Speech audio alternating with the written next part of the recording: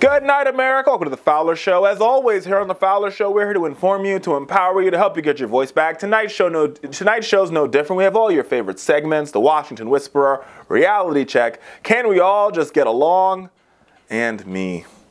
You, me, and a long walk on the beach. Yes, indeed, America, it's true, but let's get to it. It's time for your reality check. Despite being the self-proclaimed dealmaker in chief, President Trump allowed the federal government to shut down for nearly 3 days. Finally, Monday night, President Trump signed a bill ending the government shutdown and keeping the government open until February 8th, when we will face another shutdown countdown clock. The House and the Senate voted Monday to end the government shutdown following a deal between Chuck Schumer and Mitch McConnell regarding an assurance related to immigration. Has President Trump broken his promise of making bipartisan deals happen in Washington? The answer to that question is an affirmative. Yes, indeed. Absolutely. Positively. No questions about it. President Trump campaigned to be the person that would bring America together. He promised that he would make America great again by getting better deals done for the American people. He promised that he would come to Washington and bring everybody together. But we're a year and 5 days to be precise. And America, I could tell you this, America is more divided than it's ever been. And you know who's to blame? I have 2 words for you: Donald Trump. Yes, indeed, America, it is true. He might be a ratings king on The Celebrity Apprentice, but when it comes to running our nation, this guy just doesn't get it. And if you don't get it, you don't get it. Remember, the president ran on this whole ideal of creating this the art of the deal. I'm a deal maker. Well, not so much. Let's take a listen to what Chuck Schumer had to say about President Trump and Republicans and their deal making. These days, you never know who to deal with when it comes to the Republicans. The Republican leaders told me to work out a deal with the White House. The White House said work it out with Republican leaders on the Hill. Separately, President Trump turned away from not one, but 2 bipartisan compromises.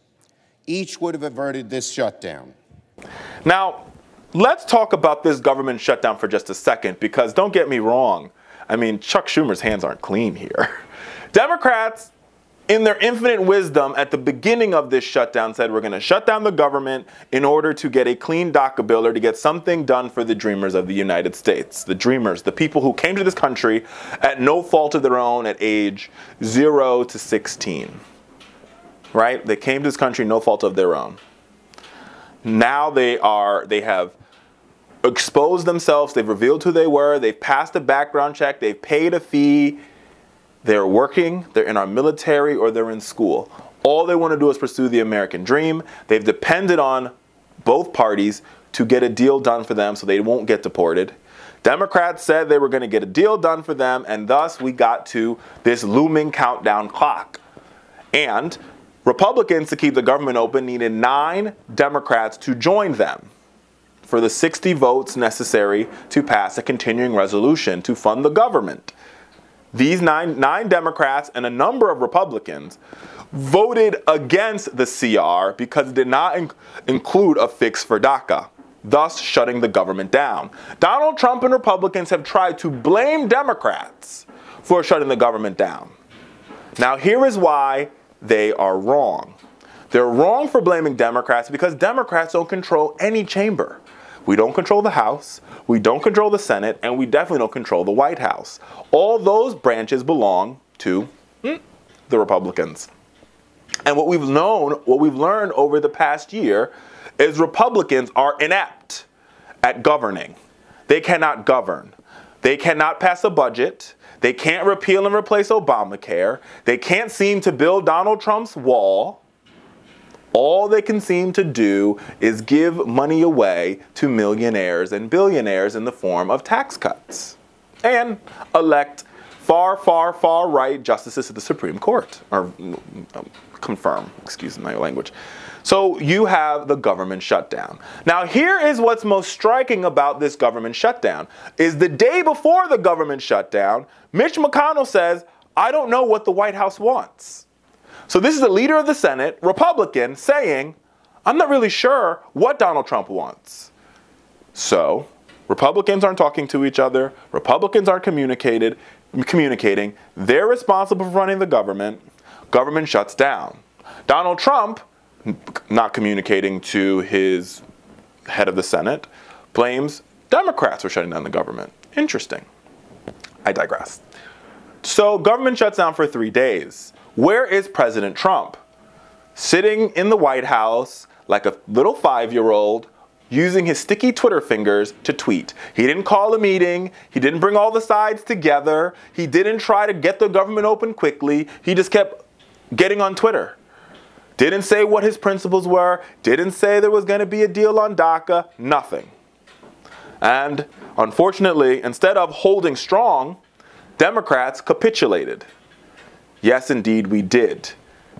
We capitulated to pressure from red state Democrats who were afraid of their re-elections. Democrats, we've got to do better than that. It's time for us to grow a thing. It's called a backbone. And we've got to stand up to Donald Trump, Republicans who want to bully their way through running this government. We wouldn't have been here if they actually tried to pass a real budget. We wouldn't have been here if Trump didn't irresponsibly end the Obama-era DACA program. We wouldn't have been here if 5 years ago, Republicans had worked with Democrats to pass the DREAM Act. So don't miss me on this argument. Please miss me on this argument that the Republicans are trying to get something done for the Dreamers. Because if Republicans are trying to get something done for the Dreamers, they would have done it a long time ago. But now here we are. And we have another looming countdown clock ahead of us. It's called February 8th, in which, if we don't have a deal on immigration, the government will shut down again. Now, Mitch McConnell has promised and assured Democrats that there will be some sort of vote on immigration. Growing up, my mother used to say this to me. She'd say, son, a promise is a comfort to a fool. And in this case, I think my mother's logic is right. If we're waiting on Mitch McConnell to promise us some sort of fix for the Dreamers, we can keep waiting. If Democrats want to get a fix for the Dreamers, we need to author a bill and start talking about the merits of our bill, and then force Republicans to vote on our bill on our terms. Because here's the thing, no matter what happens, on February 8th at midnight, Mitch McConnell will still need 9 Democrats to join him to keep the government open. So if you are a Democratic member of the United States Senate, and you are watching this program, and you care about the Dreamers, here's what I suggest you do. Caucus with your fellow Senate members and House members. Write a bill for the Dreamers, a clean DREAM Act with a pathway to citizenship in it. The president said this week that he's open to a pathway to citizenship for the Dreamers. That bill should probably include some elements of border security so that Republicans don't have a cow. And then you send your bill. Forget negotiating with Mitch McConnell and Paul Ryan. Democrats need to start having a negotiation with the American people.